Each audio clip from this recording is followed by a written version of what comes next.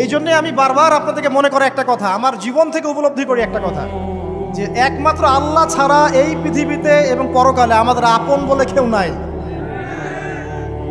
বাকি সবাই সবার স্বার্থের জন্য আছে।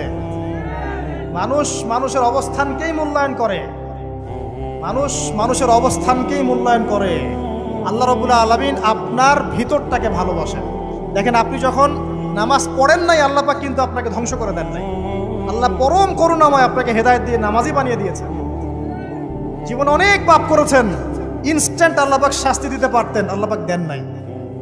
আল্লাহ আপনাকে ভালোবাসেন, আল্লাহ আমাকে ভালোবাসেন।